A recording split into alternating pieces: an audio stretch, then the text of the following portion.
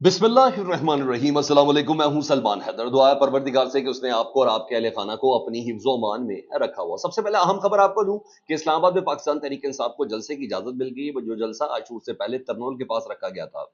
जी हाँ, जिसकी deputy commissioner Islamabad ने इजाजत दी थी और एनओसी दिया था, और एंड टाइम पर जलसे से तकरीबन 12 घंटे या 14 घंटे पहले चीफ कमिश्नर ने उस एनओसी को कैंसिल कर दिया था। उस एनओसी को पाकिस्तान तहरीक इंसाफ ने इस्लामाबाद हाई कोर्ट में चैलेंज किया था और चीफ इलेक्शन कमिश्नर के उस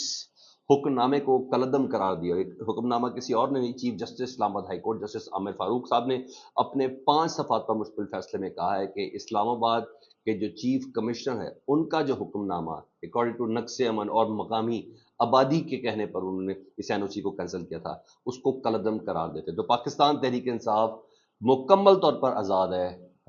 उस अहम तरीन और बड़े तरीन जलसे के लिए, जिससे मुतलिक गो हेड कल अली अमीन गंडापुर साहब को मिला है कि इस्लामाबाद जलसे को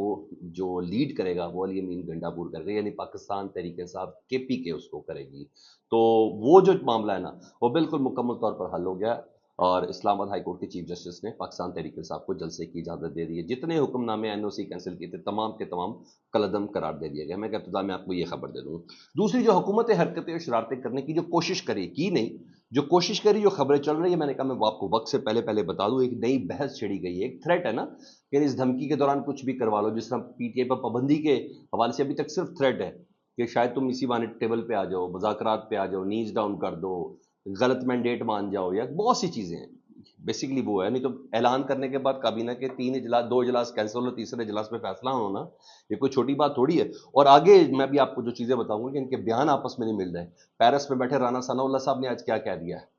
उसकी तफसील भी मैं भी आपको बताता हूँ। कल छोटे तारड़ साहब क्या करते हैं, आज बड़े तारड़ साहब क्या कह रहे हैं। इसके अलावा दीगर कुछ अहम चीजें भी मैं आपके सामने रखता हूँ। तो एक नई बहस छिड़ी है, वो बहस छिड़ी है पार्लियामेंट की कायमा कमेटी बराए कानून के हवाले से, कि ये खबर दी गई है कि सुप्रीम कोर्ट में जजेस की तादाद को बढ़ाने के हवाले से जो कायमा कमेटी है पार्लियामान की, उसने फैसला कर लिया है कि जजेस की तादाद ही बढ़ा दी जाए। ठीक है, मुस्तकिल जजेस, यानी ये 17 जज से ज़्यादा कर दिए जाए और बढ़ा दी जाए। और अब ये कायमा कमेटी ने तकरीबन ये फैसला कर लिया है। इसके बाद बाकायदा इसको पार्लियामेंट में लाया जाएगा और फिर ये सारी मंजूरी और फिर सुप्रीम जुडिशल काउंसिल नाम देगी और जो सब कुछ होगा। तो आइन के तहत, जी हाँ, ये भी है, आइन के तहत पार्लियामेंट के सुप्रीम कोर्ट के जजेस की तादाद बढ़ा सकती है और कम भी कर सकती है। ठीक है, इसके लिए 2/3 मेजोरिटी नहीं, सादा अक्सरियत ही काफ़ी है और ये हुकूमत सादा अक्सरियत से कर सकती है। और कम से कम ये इख्तियारात इनके पास है कि सिर्फ जजेस की तादाद बढ़ाई जा सके। यानी आप अपनी मर्जी से 10-15 बदतमीज़ किस्म के वकील जज बना के लगा दो या कुछ भी ऐसा कर ले, करना ही फड्डा ही है ना बेसिकली। सिस्टम को अपने मुताबिक डालने की कोशिश करनी है ना, अपनी मर्जी के फैसले लेने, 10 ले लें, 15 ले लें, 20 ले लें, 50 जज कर दे। कहीं नहीं लिखा हुआ कि जजेस की तादाद कितनी होगी, पार्लियामेंट के पास क्या राइट है। अच्छा, यहां तो ये चीज हो गई। अब मामला क्या है, बहस ये छेड़ दी गई है मुमकिनात के हवाले से कि हम इस पे काम कर रहे हैं, हो सकता है ये सब चीजें ना। तो कायमा कमेटी में पाकिस्तान तहरीक इंसाफ के रुकन है हामिद खान साहब,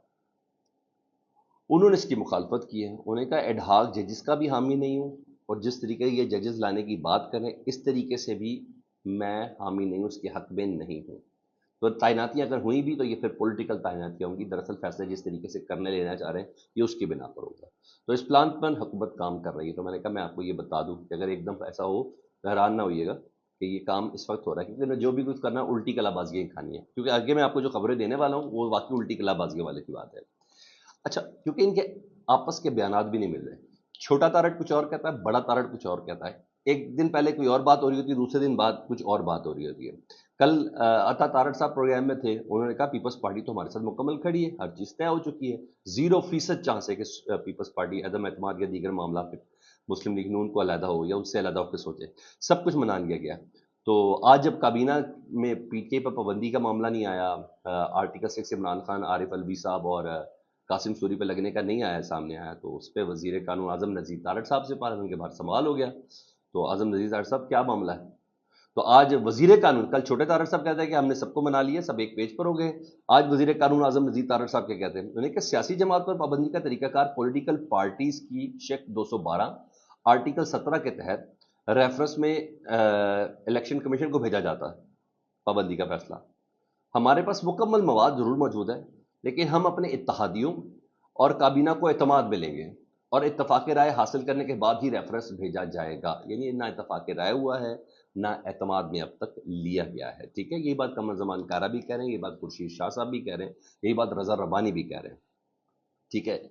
اچھا جی، ادھر طارق صاحب یہ کہہ رہے ہیں کہ ہماری مشاورت ابھی نہیں ہو سکی، کل چھوٹے طارق صاحب یہ کہہ رہے تھے کہ مشاورت مکمل ہو چکی ہے، لگتا ہے ان کو بھی ابھی تک سمجھ نہیں کہ کرنا کیا گیا۔ میں آپ کو بار بار یہ خبر دے رہا ہوں، شہباز شریف صاحب کو اس طرف اس بات کا پتا تھا، انہوں نے عطا طارق کو کہا کہ جا کے پریس کانفرنس کر دو، یہ کہیں مشاورتوں میں بات نہیں آئی تھی۔ اس عطا طارق صاحب کی پریس کانفرنس کے بعد یہ بات اب مشاورتوں اور دوسری جگہوں پر جاری ہے، جہاں کوئی ڈیل بڑی چلی، کوئی چھوٹی موٹی کریک ہونی ہے، اس کے بعد ہی جا کے یہ معاملات آگے جا کے بڑھنے ہیں۔ تو بھائی جان یہاں تو یہ معاملات ادھر آ گئی، ان کو خود بھی شاید سمجھ نہیں آ رہی، کیونکہ ادھر رانا ثناء اللہ صاحب اس وقت پیرس میں ہیں، اور پیرس میں وہاں انہوں نے ایک انٹرویو دیا، وہ انٹرویو میں کہتے ہیں کہ کوئی مارشل لا نہیں لگ رہا، ذرا غور سے سنیں گے ان جملوں کو، وہ کہتے ہیں کسی قسم کا کوئی مارشل لا نہیں لگ رہا، نہ ہی پاکستان میں کوئی ایمرجنسی ہے لگنے جا رہی ہے، نہ ہی کوئی نئے الیکشن ہونے جا رہے ہیں۔ حکومت، اسٹیبلشمنٹ اور سیاسی قیادت کے پاس ملک کو بحرانوں سے نکالنے کے لیے یہ آخری موقع ہے۔ یہ رانا ثناء اللہ صاحب کہہ رہے ہیں، مشیر برائے قانونی امور، سیاسی امور، وزیر اعظم، انہوں نے کہ یہ آخری موقع ہے، اس کے بعد کچھ بھی ہو سکتا ہے، کم از کم وہ کہہ رہے ہیں 2 سال تو حکومت کو ملنے چاہیے، اس کے بعد الیکشن بھی ہو سکتے ہیں، یہ وہ کہہ رہے ہیں۔ مطلب آخری موقع انہوں نے خود بھی قرار دے دیا،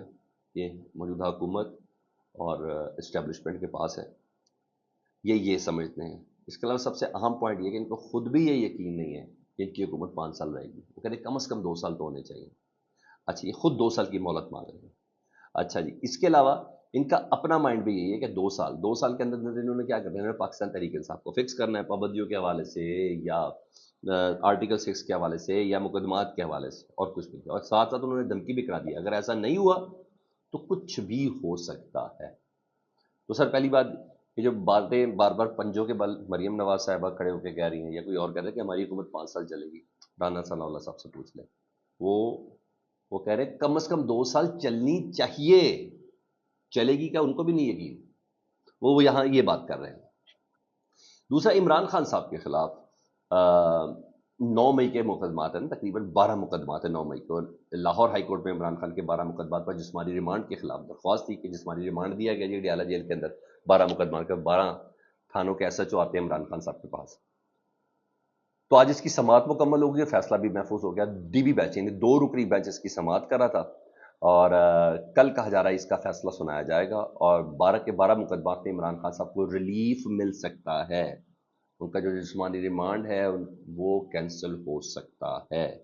یہ کہا جا رہا ہے، کیونکہ اگر یہ ریلیف ان کو مل گیا تو صرف توشہ خانہ کیس میں عمران خان صاحب کا ریمانڈ ہوگا جی، اس میں ان کی صرف گرفتاری اور اس پہ ضمانت عمران خان صاحب کی ویسے بھی ہونی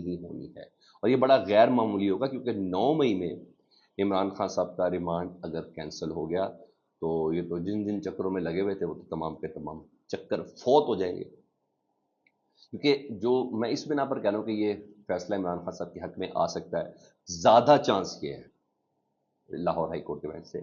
کیونکہ وکیل سلمان صفدر کے جو دلائل تھے وہ بڑے کنونسنگ تھے، اور جج بھی بڑے کنونسڈ حالت میں نظر آئے، انہیں کہا 9 مئی کو لاہور ہائی کورٹ میں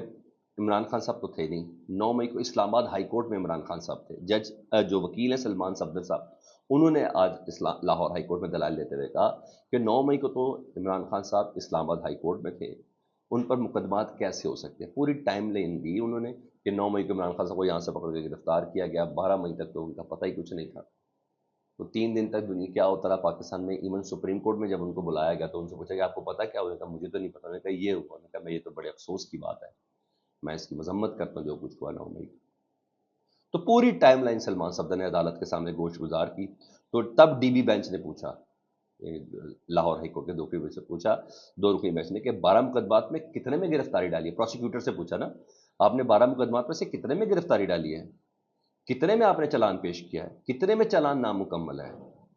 یہ ساری باتیں پوچھے تو پروسیکیوٹر کے پاس کوئی سوال نہیں، کسی سوال کا جواب نہیں تھا، تو تب جو جسٹس طارق صاحب ہے نا، انہیں کہا لگتا ہے آپ کا پورا پلان ہے کہ عمران خان کو ساری زندگی اسی طرح ہی چلتا رہنے دینا ہے، اسی طرح 9 مئی کے کیسز، 9 مئی کے بعد کے کیسز اور 9 مئی کے پچھلے کیسز پہ، تو جج صاحب بھی پوری گیم سمجھ گئے، اور جب گیم جج سمجھ جائے نا تو مجھے فیصلے کو سمجھنے میں اتنی مشکل نہیں ہو سکتی، کیونکہ یہ جب تھوڑے مختلف موڈ کے ہیں۔ آپ کا کیا خیال ہے؟ فیڈ بیک میں ضرور آگاہ کریں، اپنا بہت خیال رکھیں۔ اللہم صلی علی محمد وعلی محمد۔